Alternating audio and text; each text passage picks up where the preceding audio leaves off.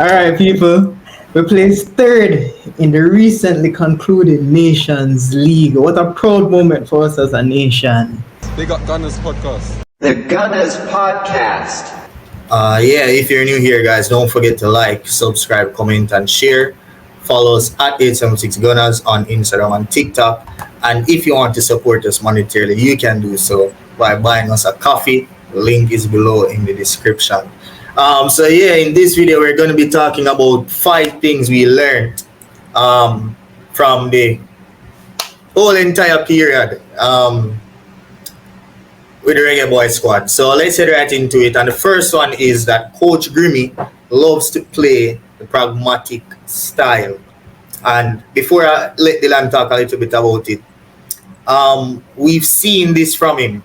Like, no matter who he has, he always prioritizes defense first. And it makes sense. Defense wins the titles, and all international competitions are cup competitions, knockout competitions. So, he loves the pragmatic style. He looks very comfortable whenever we're playing in a pragmatic style. Thoughts, Dylan? Honestly, I haven't been able to find the passing accuracy from both games, but I am sure it's about 50 or 60%. It was not anything to brag home about, but that's not what he did. We had 19% possession in the first half of the game against the USA, which is insane to think about. That literally means that we literally parked the bus from the first minute of the game. But no, I really respect this coach. I'm not going to talk about any future videos that we're doing. But no man, he uses experience. He's an experienced coach. He knows what it is to at least get a team to qualify for a competition. And he knows what to do to encourage people to play for their country. And as a football federation, that is exactly what we need. But yeah, the second game was a completely different thing. He had better players. He clearly had more quality. I think it was a slightly disappointing performance by Shamar Nicholson. But I didn't really hear anybody talking about it. And it came to me. But no, it was just more solid. Damian Lowe, we'll definitely talk about him. But yeah, Stoke City first game. I don't know what the second game was yet because there's no passing accuracy, but yeah, man. Yeah, bro. And also, we can look into even the formations that he plays. So, he started out with the 4-4-2. And then, was Grimmy here? No, he wasn't here. And over this period, we saw that he played 5-3-2 in defense, and in transition, he went to the 3-4-3, right? And they asked him about it in his press conference, and he was open because he's a very open coach whenever he's talking about tactics and talking about just generally football. And they basically asked him about it, and he was like, hey, it was very good that we could perform with the team. He mentioned the players that were out. He mentioned also Bailey Caramartri as well. And compared him to Kahim Dixon, someone who didn't know that they were going to get called up. They were ready. They were prepared. And because of that, maybe if Kahim Dixon is called up for a future, in the future, again, no one will be surprised because he came and he showed what he could do. On the other hand, Bailey Caramartri decided to go over and represent England under 19s because he wasn't ready to make a decision on his senior country career, which is all well and good, but he got that opportunity, so he can't say he didn't get it. So I think the coach kind of took a dig at him there and using Kahim Dixon to do that. But that's a good thing. Exactly. Yeah, bro. People want to play for us. They will play for us. Before we move on to the next point, thoughts on Damian Lowe in his pragmatic style? I think you saw his versatility. More the coach. He did something that, we're Arsenal challenge at hearts, but Yeah, it was similar to, I don't remember, you remember the Man City performance where Declan Rice played as that 10, like similar to a 10. Um but in their final in their final third. And it was very similar. I was just like, that was really inspired. If anybody told me that we're playing a 4-2-3-1 with Damian Law at the 10, I would have not watched the game. But he made it work, and I mean the amount of tackles as he explained it, and you probably can explain it again. The amount of duels that he won. You know, he's a duel monster. So, and it worked. It genuinely worked. Like, he stopped the threat. So yeah, bro, I think Damian Lowe really stepped up. I didn't like him at first, but recently has really been performing for us, and I hope he can continue. In midfield, Jamaicans tend to like him there, but when he's on the back line, it's just. And it was annoying to watch him sometimes as well in the midfield, because I'm always in the ball and then he just give it away. Like, he always wins the ball and then try to do something spectacular with it, kick it away. You see me? But it's how do I say this? Like, Jamaica doesn't play a whole lot of football through the midfield. So midfielders barely get out of touch. So when he's playing centre back, he has a whole lot more touches of the ball. So we see less of him kicking away the ball in midfield than we would see him doing at centre back. So the fans them now really depend him back for a kick ball, because he not depend the ball as much. You see me? No, that's I think that's perfect how you put that still, because I think you put him even higher out the pitch. It's almost like, I mean, I'm sorry that I'm always making these Arsenal references, but Kai Havertz, you don't want Kai Havertz having 100 touches of the ball in the game, because the ball just not reach the box. You know what I mean? So it's like, he knows how to interpret space, he knows how to break up play, and I guess I hope you guys the less touches you have. It's because it's our wingers and our centre backs are basically our midfield, if you think of it traditionally. So. Yeah, just look at the pass that Hector played to open up the Lembikisa goal. Well, literally, our midfielders are just there for bodies, bro, to be honest. Defense, literally defense, because I don't know how Latifa gets into any national team, but moving it along. Big up Lati still, rate him. But moving on to the next point. So number 2 on the list is we need to believe in the team.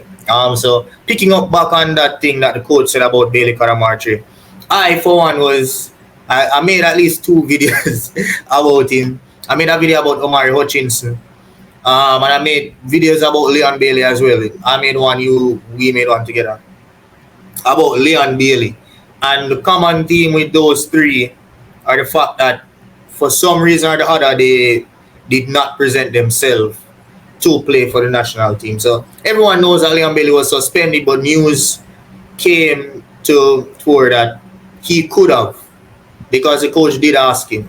They admitted it, that the coach did ask him to come back. So I'm going to read that suspension thing, and I'm going to put him in the list of people who were able to come and represent, and they didn't. Right? So Omar Hutchinson, Bailey Karamarchi, and Leon Bailey, let's forget about them and let's focus on the team that was there. We as Reggae Boyz fans need to stop thinking about who is not on the plane and focus on supporting those who are on the plane. You see me? I also want to see a very full packed stadium for the qualifiers. I love talk about this and I love talk about that, Jamaica this, Jamaica that, but as fans, we have to take some level of accountability. We have to be here for the team. USA, in our qualifiers, when they go there, they have a packed stadium. USA with them big idiot stinking chant. We stink like 10 pound a dog. You see me? So we never want to say the last part. We never want to say the last part, bro. But they get to me and say that Mexico, when they go Azteca, hostile environment. But when you go Jamaica, a BAP place, see a pose, a dress up thing for Jamaica fans when a Jamaica match. Man, I come with them girl, dress up in a jeans, pants, a sag, bling bling.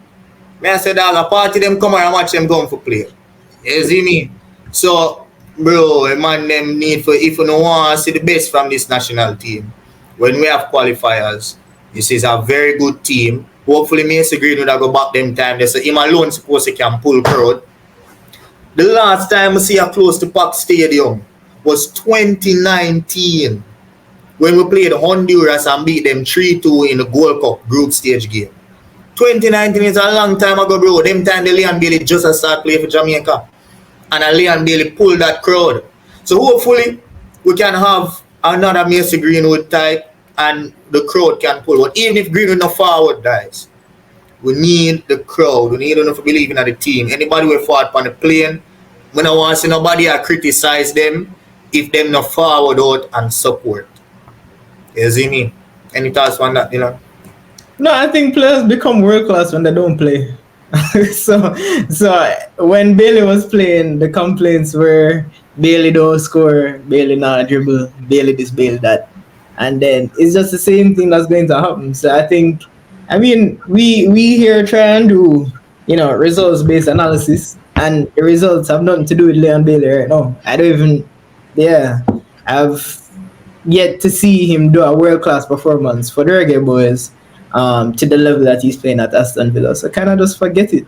Bobby Reid played an amazing game and I don't hear anybody talking about him, bro. And it's not just because he's my favorite player, but he was the only player with like a decent pass completion rate, bro. And I'm just talking about completion rate because these are professional footballers, bro. Like you can find more than 10 passes in a game in a 90 minutes, bro. Like 10. You get me? So and even Demarai Gray, like I don't see the hype. He's such a technical player, bro. The way he dribbles, I never knew he was this good, bro. But yeah, I'm just a proud Reggae Boyz fan. I used to be a huge German supporter. I still like Germany. For Camille, that's probably going to put in a comment for the first time. But yeah, bro, like it's a solid team. It's a solid coach, and on to bigger things, bro. To the World Cup we go. Mm-hmm. And speaking of who needs Leon Bailey, that's our third one. And to be honest, bro, is the first match these are the first set of matches where Leon Bailey not come to, and we see a difference. You see me? Like even though the quality in the day in a certain areas, but still see organization, but still not see. I not have to cuss a player. Or I'm not have to say, what the hell the brother you do? Or why the brother you not keep it simple? The most me cuss is, dog, you just a kick away ball or something like that. You see me? Which is always the case. No matter it's not dangerous heroes. Even if anybody who there will still kick away ball. But when I find myself a dig at this winger or a dig at this player for just doing too much on the football field. Everybody does do them things simple. The Gray is simple. Bobby Reid simple. The task is there simple. You see me? So yeah, the guys look more organized, and hopefully him can say, yo, baller, buckle down. If you want to play for Jamaica, you're forward. If not, we can forget about you, bro. You see me? Simple. No hide and talk, bro. You see me? No man is bigger than the country. Country there before you're born, father. You see me? So yeah, bro, that's my thoughts, to be honest. No, and like I don't know, like with the Bob Marley movie and like not being in Jamaica, bro. I'm just like, if I ask like anybody on my campus except people that play football who Leon Bailey is, they're going to look at, and this is not a dig, like I really appreciate Leon Bailey, right? But I just don't understand where he gets this thing of like he's bigger than the country. Pele didn't win a Champions League. Right? Pele don't have a Ballon d'Or, but he's still considered the GOAT of football. For what? The man win 3 World Cup. If you get what I mean, like, so I don't understand where this notion of that I'm bigger than Jamaica, bro. If you who say that you want to go to Real Madrid or Barcelona or a top 6 Premier League team carries us to a surprise semi-final, right?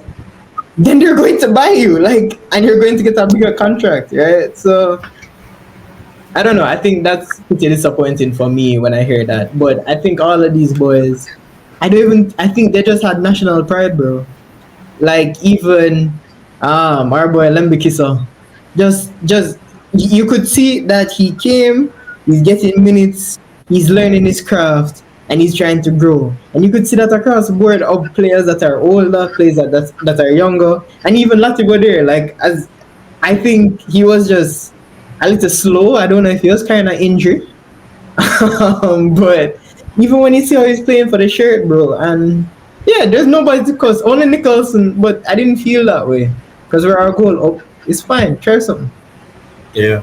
And speaking of Dexter, let's talk a little bit about them because so he, I would say, was one of the standout players. Apart from Damian Lowe, over the 2 games, he was very solid. A lot of people forget that he's 20 years old. I've been calling for this type of wing back for Jamaica, somebody a little bit more dynamism on the um the right, because Albus Powell used to be that, but I don't know who get an Albus Powell head, send him gone lift weights, get bulk up and tick like a centre back in one play, and he's just not a wing back anymore in my eyes. Him no look like a wing back. Him not have the speed. Him not dribble like how him used to back then in like 2019. So Albus Paul used to be that guy, and he's just not anymore. So there, Javian Brown had to be there doing a job, and for me, he's big up Javian Brown. He might always give him best for him country, but for me, I just feel we could do better. And before we do that, you know that Javian Brown's mom used to be a part of the auxiliary staff at Arden. Really? Yeah, bro. I saw him when I was going. They go watch a Manning Cup match, bro. And I think it was his mother's birthday. I used to always trouble her, not like bad trouble, but like my friend. You see me? Always trouble her, bro. I'm just saying, mother and the man did foul. I said, "What match? You mother?" You just never know, guys. You never know. So there's always treat people. People with respect. Yeah, In bro. the comment section. I did respect her though, by the way, guys. I just my friends, so I'm always trouble her. But yeah, bro, what did I say? Yeah, Javian Brown always giving best for the country, but I just feel we did need a little bit more. Then I think that's good stuff. Comfortable on both feet, and I'm not just saying that because him scored a class off. But yeah, bro, even the way him receive the ball, the way him look up, the way him dribble, the way him just play with confidence, bro. The Wolves man on loan at Hearts. Wolves and JFF did a collaboration post, and I was just reading the comments, and they're like, Wolves fans are like, get him in, let him play back up to semi the next season. So yeah, the Wolves fans are loving what they're seeing. Thoughts on next stuff? Well, I mean, as I've been trying to look for some standard statistics. But he had 11 passes into the final third in 2 games. So that's the best one I could find for you guys. Next time I'll hopefully have better ones. But, yeah, no, he's a little class, calm on the ball. I feel like he could play left wing back too. He looks like he has all the skill sets for that. But yeah, he can go and do him things too. Class goal. Alright. And lastly, we want to talk a little bit. So that was everything as related to the camp and just the 5 things we learned, the 4 things so far that we learned. But now we want to talk a little bit about JFF. You need to pay the boys. Now I'm gonna put the salary or the alleged salary that the boys agreed to for the last round of qualifiers on the screen, so you guys will be seeing it. But yeah, guys, like as I'm seeing here, it says like World Cup qualifying games, final round payments, US $2,000 for an appearance, US $2,000 for a home win, US $2,000 for an away win, US $1,250 for a home draw, and US $1,250 for an away draw. 20% of participating players of FIFA qualification bonus for Qatar 2022. So obviously we never qualify, so the 20% they would go to them. But players did appear. I believe we had maybe a home win or 2. Can you remember that? That was a horrendous. The whole point that I'm trying to make is we didn't win a lot of matches and we didn't draw a lot of matches. We lost most of the matches. So it isn't like they have a whole lot to pay. JFF just got, or the Federation just got $500,000 for finishing 3rd from the Nations League. So yeah, use the money, pay off the boys. Them. Let's start a clean slate. Do what you need to do. And yeah, we don't really want to hear no other problems or hear anything about JFF not playing players. Thoughts, Dylan? Fix the stadium. Fix the field. Yeah, bro. I think that's Even if they don't give them the money, like if they have some agreement not to give them the money, go and fix the field, bro. Like the field, Yeah, bro. you cannot be playing World Cup qualifiers on a field that is subpar. Let's Like, talk a little bit about the field though, bro. Because even if they do fix the field, champs still are going, athletics still, it's a national stadium. It's not like it's a football stadium. People are fling through shot put on the field, people are going to fling javelin on the field, all sort of things are going to happen, right?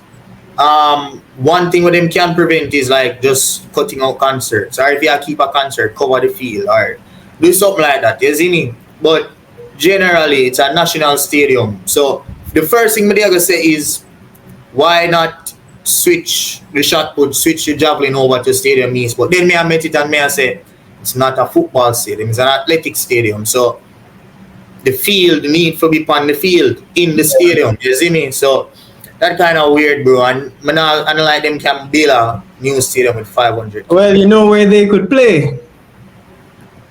Brother, if you ever say on it, dog, me this bro. I don't say the Anthony Spalding. Anthony Spalding. yeah, the one, yeah, yo. Sports complex. Nah, bro. Bro, what's a good feeling of bro, you have played on Arnett's carpet. Yeah, but no, bro, it's nah. It's not good. The feel no good. Yeah, it good for we, but not for professionals. Brother, when It's better I than play ball in the dog, I will see them feel it. It's no use for nothing else. It's Yeah, just true, but that can't take fans, bro. The hell? But- You think Mason Greenwood can come play upon that? You tell I have to see one I sit up on the top of the wall, bro. Nah, bro, that can't hold. Bro, trust brother one time when stadium will never. Sabina, bro. Sabina is better taken care of than stadium. Yeah, but then again, cricket and make the pitch stink too. And when I like watch ball at Sabina, dog. Like, I like it, but then when I like it at the same time. Because it just have the diagonal type of, you see me, I like the side view. You see me, there's literally no side view there. If you go way over to the side, son of a bun you there. Son of a bun you there, you try to get the side view, you have to just go, you have to just move from this to that, you have to son of kill you, but Bro, okay, alright. Yeah, man, people, thank you so much for watching because we can ramble on all day. Our episodes are like 45 minutes usually, but I just wanted to say again, I'm grateful for all the people that are commenting. They kind of are trying our absolute best to answer every single comment and make conversation with you. So make conversation with us. We promise we'll respond. Yeah, like, subscribe, comment, share. Follow us on 876 Gunnaz on Instagram and TikTok. And if you're feeling so kind, you have an extra $5 in your bank account, send it over here. We'll do good work with it. And yeah, until next time. Big up Gunnaz podcast. The Gunnaz Podcast.